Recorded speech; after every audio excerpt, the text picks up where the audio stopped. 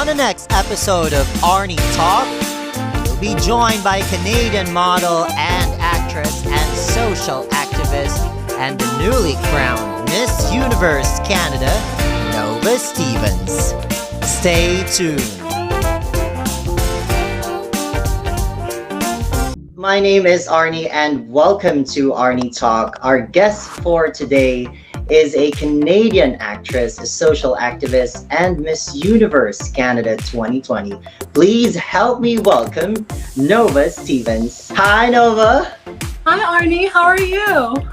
I'm doing good. It's 10 a.m. here in Manila. Which part of the world are you right now? I am currently in Mexico City, so it's 8:10 p.m. for me. What are you doing there? I'm training, Arne. I'm doing a lot of my training here. Canada is not as open as Mexico. I mean, Mexico is still following the protocols of COVID, but I feel as though we will have a lot more room to maneuver here in Mexico than in Canada. So we're here for my training. It's great to hear. First of all, congratulations on winning Miss Universe Canada. Let me take you to that moment. I will show you a video during that crowning moment. Miss Universe Canada 2020 is Nova Stevens! Congratulations! What was going through your mind back then? It honestly still feels so surreal.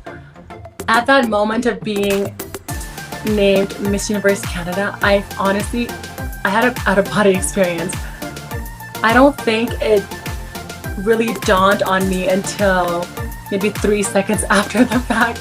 I was in shock because this is something that I've wanted for so long. You know, this was my third time doing it. I've envisioned myself winning, but when you actually achieve something that you've wanted for so long and you actually arrive at that moment of obtaining it, you have to pause for a moment and see yourself outside your body. And I think that's what happened with me, honestly. Okay, what are your preparations aside from the fact that you're in Mexico City right now? Oh my goodness. I am so lucky to have an amazing team. So MG Mode is helping me out, of course, Miss Universe Canada organization. I am having some of the best people for runway, everything, you name it. I'm just so grateful of this opportunity. So you are going to not only see Nova, you're going to see Supernova at Miss Universe. So prepare yourself for that. Well, of course, others would be surprises, so we wouldn't be asking for details on that. Just like the other Miss Universe candidates. Here is my next question. Canada is known as the most multiracial country in the world, but racism still exists in your country. As a woman and spokesperson who championed and represented various causes and now being the first Miss Universe of Colorful Canada, how do you plan to use this platform to advance the causes of people of color in your country? I'm not the first Black queen to represent Canada. I'm the second to win and the third to represent Canada at Miss Universe. So what I want to do is, again, just encourage people to see the world as not so divided. I think we oftentimes like to see each other as different. Yes, physically we are different, but ultimately we are just the one race, and that's the human race. So my message to the universe, the Miss Universe stage, is going to be that of love and unity. You know, when you talk about Black Lives Matter, people often think it means that it excludes everyone else. But Black Lives Matter is inclusion. Black Lives Matter is about everyone coming together. It's about diversity. It's about acceptance. It's about love. It's about you and I just seeing each other as just the one race, and that's the Black race. So when you hear Black Lives Matter, please don't think it means that only our lives matter. Of course not. Of course not. We just want you to recognize ours as valuable as well. So my message to the universe will be that of love and unity. What an excellent message to all. Love that. Next question. You were born in Kenya, and at the age of 6, your parents sent you to Canada in order to have a better life. You grew up with your relatives in Alberta and Ontario. Yeah. At the age of 15, you began living your own. moved to New York City and worked as a professional model until finally moving to Vancouver in 2014 to continue your modeling career and ventured eventually into acting. Looking back, what do you miss the most? So that part of my story is a little misconstrued. I was living alone since I was 15. I've been living alone since I was 15, but I didn't actually move to New York until I was about 19, I would say. And that was short-lived. It was not long at all. It was like a few months. New York kicked my butt. New York did not like me. You know, I went there with the intention of becoming a supermodel. I thought that I could just walk into an agency and they would accept me, but that was the complete opposite. When I went to New York, I did not receive the love that I thought that I would have. You know, a lot of the agencies turned me down. They would tell me that they already had girls that looked like me. So at that time, there wasn't room for more than one Black girl. So New York, I only lasted a few months, and then I moved to Vancouver where I pursued acting and modeling as well.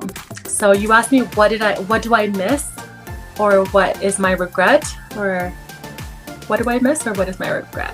What do you miss? What do I miss? Okay. What do you miss among all of those? What do I miss? You know, I feel as though I've had a pretty interesting life. I don't know if I can pinpoint one moment in my life that I absolutely miss. I like to live in the moment. So I don't know if there's a moment that I miss more than all the other moments that I've lived in my life. You know, I enjoyed school. I loved school. I enjoyed traveling, although it was difficult at times. I enjoyed it. I don't think there's something that I miss that I don't already have. That's okay. That's too much, actually. I mean, there's a lot of events, but I didn't realize that you had a difficult time as well when you were moving to New York. Oh, I did. I mean, well, it was not part of my research. No, that's okay. That's okay. But thank you for telling us that story. Of course. You are a known advocate of racial justice. What is your most painful racial injustice experience in your life, and how did you overcome it? Well, you've already mentioned the one in New York, but I think if there's one thing other than that you could tell us, what would it be? So I've experienced racism in Canada as well as during my travels. But the most amount of hate and racism that I've ever experienced in my entire life is actually during Miss Universe Canada, during my reign as Miss Universe Canada. This has been an experience that I've never prepared myself for. The amount of hate and racism that I was experiencing in this magnitude, I never thought I would ever experience. So to me, that was probably my most lowest point mentally.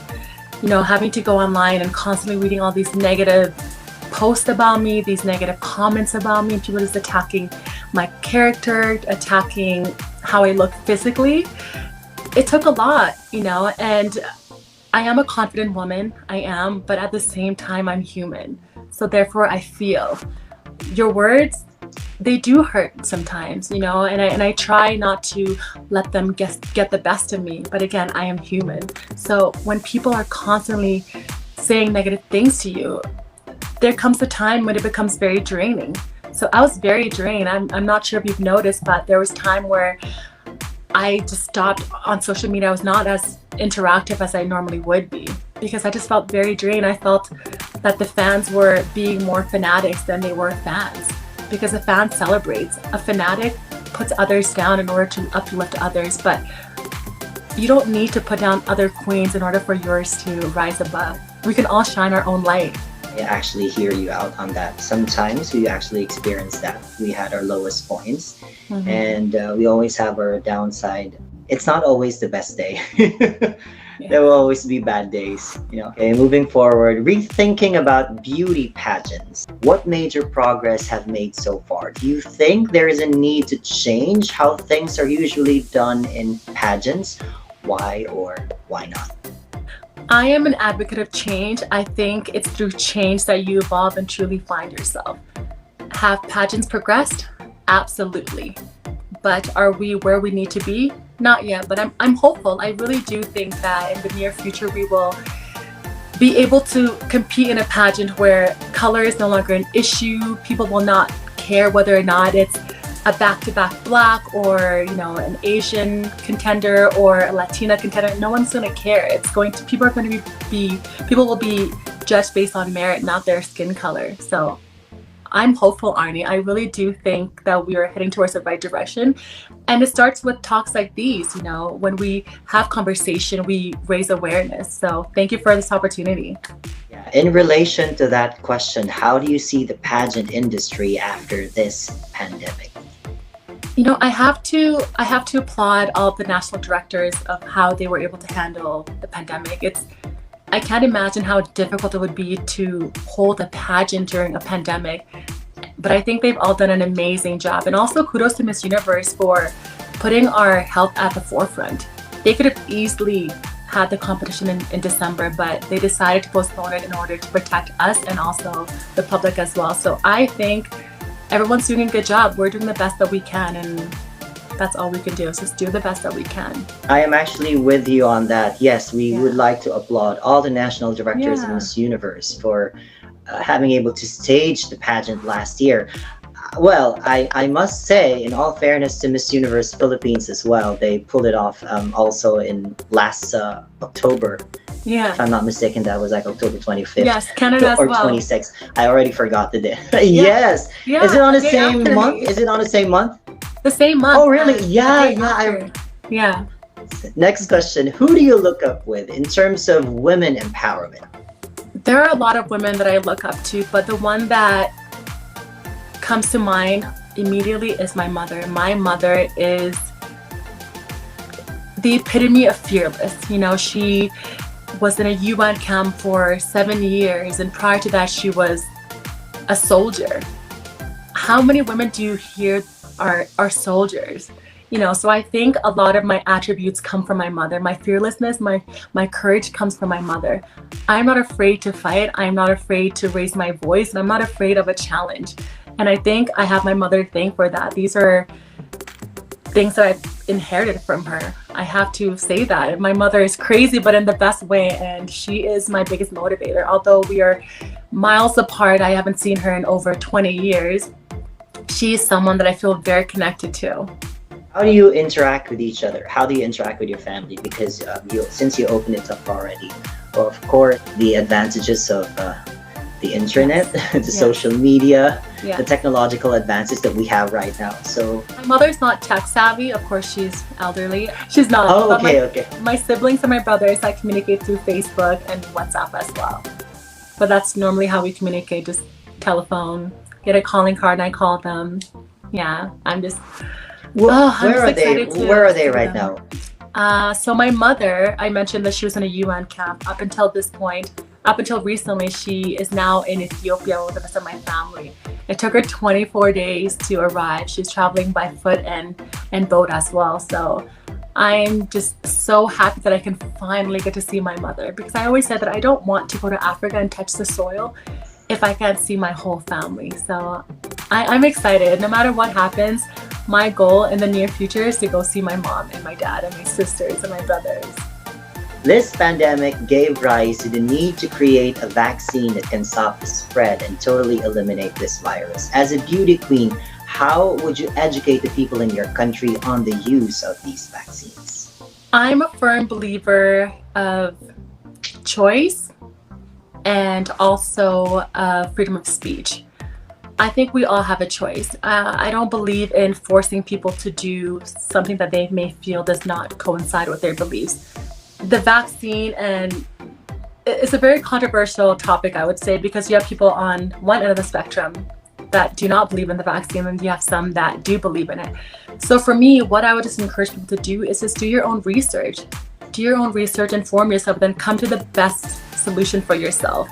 That's all I can do. I will not tell you what to do with your body, but do the research, and then upon that research, you make the best choice for you. Moving on with the next round of our conversation. This portion is like a segment in the beauty pageant, so we prepared questions for you. I'm sure you can actually nail this one. The first question: a lot of countries in Africa have emerging and developing economies. What particular social issue is closest to your heart, and how do you think you can contribute in resolving it? A social issue that is dear to my heart is that of our planet. I'm a vegan, so I firmly believe in the economics of our culture, of our country, and the saving of our environment. It's important that we not only treat our bodies with love and care, but our planet as well. So people need to be wary of what they're doing. Like, are you recycling? Are you reducing your waste? Are you reducing your carbon footprint? So that's something that's actually very close to my heart, because I want to make sure that I prepare a world for not only my kids, but their kids as well. So that's something that we can all do, is make sure that we eliminate our waste, we eliminate the use of plastic. Next question. The coronavirus knows no age, race, gender, social status, or any classification in terms of infecting people. What do you think is the message that this pandemic is sending us? I think the overall message that the pandemic is sending us is actually right in the question that you've asked me. It knows no age, no race, no creed, no religion. So it's important for us to also recognize and know the same thing. Don't judge people by how they look, how they talk, who they love. We are truly in this together, and the only way for us to overcome this pandemic is to recognize that we don't have any differences. Just like I could get sick, so could you. So stillness is important. Recognizing that we are all the same is important. Our days on this planet are limited. Would you rather use the last moments of your life spewing hate, or would you rather learn to love yourself and others in return? Because tomorrow's not promised, and I think that's ultimately what COVID has taught us, is that tomorrow's not promised. So how are you living your last moments?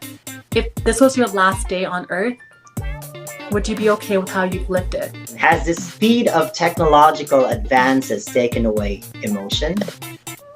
Yes, I would say to an extent, technology has kind of pushed us further apart. I remember growing up as a young girl, my favorite pastimes was being outside with my friends, but as I've gotten older, I realized that the kids nowadays, they're missing out on that part, that aspect of life of just being with your friends and not really just connecting through social media. So yes, I would say that technology has furthered us apart.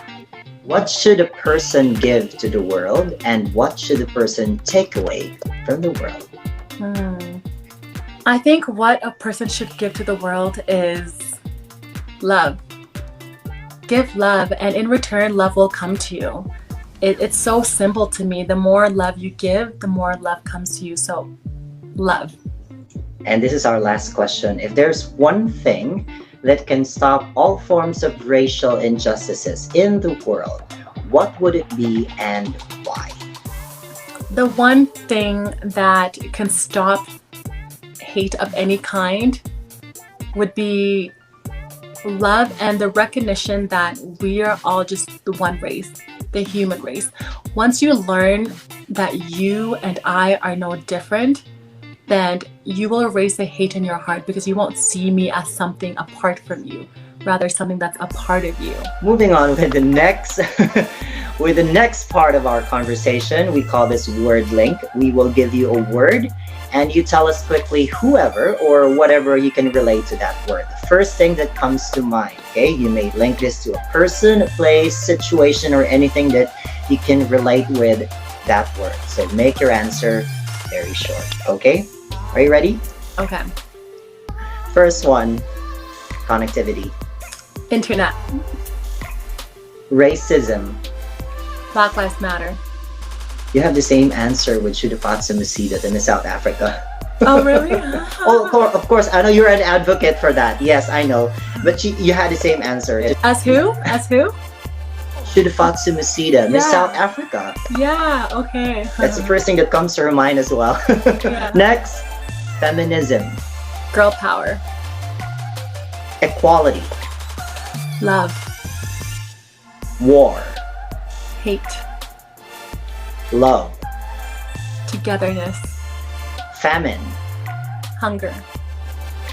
Justice. Peace. Empowerment. Authenticity. Sustainability. Health. Pandemic. COVID-19. Resilience. Strength. Last one. Home. Canada. I also love Canada. My boyfriend is Yeah. actually in Canada right now. Yeah. I told you that earlier. Yeah. Moving on to the next part of our conversation. Well, we call this fast talk. As fast as you can, okay? Are you ready? Mhm. Twitter or Instagram? Instagram. Facebook or YouTube? YouTube. Your favorite book? Power of Now. If today is your birthday, what is your wish? See my mother. What advice will you give to your old self? Don't give up. Are you happy? Yes. What makes you sad? Hate. Do you prefer to be called beautiful or intelligent? Intelligent. Which one will you choose? Sexy or smart? Smart. Who is your international celebrity crush? I don't have one. Oh, Beyonce. I love Beyonce. Okay, girl crush. Yeah. What movie character that you like the most? Oh my goodness. I can't think of one. I don't watch. Oh, movie character that I like the most. It's okay. This one's hard. I don't know. Your ideal age for marriage? 30. Your ideal boyfriend? A good man. Does size matter? What kind of size are you talking about? It's a general question. No, size does not matter. What song do you want to sing for the world? We are the world. We are the children. That song. A young girl is watching right now and would wish to become a beauty queen someday. What is your advice? If that is she wants, then she should stop until she gets it. She should not stop until she gets it. We're down to the last part of our conversation. The world is watching right now. Nova, how will you promote Canada to the rest of the world? Okay, I have to be quiet because there are people in the house, but Nova Stevens, Canada! Nice one. Okay. Final words to your fans. To my fans, my beloved fans, thank you so much for all the support. It really does not go without notice. You have to know that your support means so much to not only me but all the queens, especially when you are, receiving hate and racist comments. To me, when I see all the other love, it really truly combats the hate that I feel from people. So thank you so much for encouraging me, for believing in me, and for fueling me, because I do feel like that love is the most powerful tool and the most powerful fuel. So thank you for all the love that you're sending me. I feel it, and I'm going to just take it, and I'm just going to burst all that love back to you on that Miss Universe stage. Thank you so much. Mwah. If there's one thing about Canada that you can actually share with us that we don't know yet, what is it? One thing about Canada you don't already know yet. I feel like Canada is a pretty open book. There's everything. Canada's diverse. Something that you have experienced that maybe others did not experience yet? I mean, for me, my experience in Canada has been amazing. It has truly been amazing. Canada has taken me and raised me. I would not be who I am today without Canada.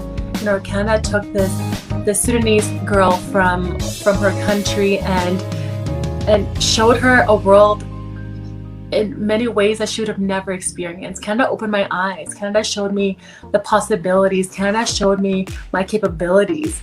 Canada raised me, and I'm just so grateful for Canada because Canada is my home, and Canada truly does welcome people, and Canada allows you to be yourself. Canada has never tried to change me.